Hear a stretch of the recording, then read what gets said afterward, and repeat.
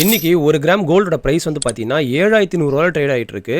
Rocket வேகத்தில் போயிட்டு இருக்க இந்த கோல்டில் இன்வெஸ்ட் பண்ணுறது இனிமேல் சேஃபாக இருக்குமா, இல்லை இதோட ஆல்டர்னேட்டிவான சில்வரில் இன்வெஸ்ட் பண்ணுறது பெஸ்ட்டாக இருக்குமா அப்படின்ற பற்றி இன்னைக்கு வீடியோவில் ரொம்ப ஷார்ட்டாக சொல்கிறேன். வீடியோ ஃபுல்லாக பாருங்கள். மொதல் விஷயம், வால்டாலிட்டி படி பார்த்தோம் அப்படின்னா அதோட ப்ரைஸோட ஏற்ற இறக்கம் படி பார்த்தோம் அப்படின்னா கோல்டோட ரேட் என்றைக்குமே ஸ்டேபிளாக தான் போயிட்டே இருக்கும் சில்வர் கூட கம்பேர் பண்ணும்போது. கோல்டோட யூசஸ் எல்லாமே பார்த்தீங்க அப்படின்னா ஒன்று ஜுவல்லரியாவோ இல்லை அதர் கண்ட்ரிஸ் ரிசர்வாவோ இல்லைனா அது இன்வெஸ்ட்மெண்ட்டாவோ யூஸ் பண்ணுவாங்க. இதுவே சில்வர் வந்து பார்த்தீங்கன்னா இண்டஸ்ட்ரியல் பர்பஸ்க்காக யூஸ் பண்ணுவாங்க. ஏன்னா அந்த ரேட் வந்து ரொம்ப கம்மியாக இருக்கிறதுனால சோலார் பேனல்ஸ், பேட்டரி மேக்கிங் அந்த மாதிரி விஷயத்துக்கு ரொம்ப சில்வர் வந்து யூஸ்ஃபுல்லாக இருக்கும். கொரோனா மாதிரி ஒரு பேண்டமிக் டைமில் எது பெஸ்ட்டான ஒரு இன்வெஸ்ட்மெண்ட்டாக இருந்திருக்கு அப்படின்னு சொல்லி பார்த்தீங்கன்னா கோல்ட் அண்ட் சில்வர் ரெண்டுமே பெஸ்ட்டாக தான் பர்ஃபார்ம் பண்ணியிருக்கு.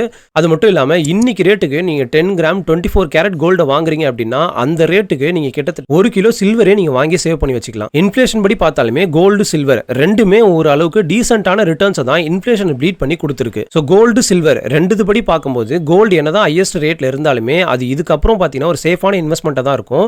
இதுவே சில்வர் வந்து பார்த்தீங்கன்னா அதோட இண்டஸ்ட்ரியல் பர்பஸ்லாம் அதிகமாக இருக்கிறதுனால சில்வருக்குமே ஒரு நல்ல டிமாண்ட் இருக்கும். அதுலேயுமே ஒரு இன்வெஸ்ட்மெண்ட் நீங்கள் கன்சிடர் பண்ணுறது பெஸ்ட்டாக தான் இருக்கும். ரெண்டுல நீங்கள் எதில் இன்வெஸ்ட் பண்ணுவீங்க அப்படின்றத கீழே கமெண்ட்ல மென்ஷன் பண்ணுங்க. நம்ம நெக்ஸ்ட் வீடியோ மீட் பண்ணுவோம்.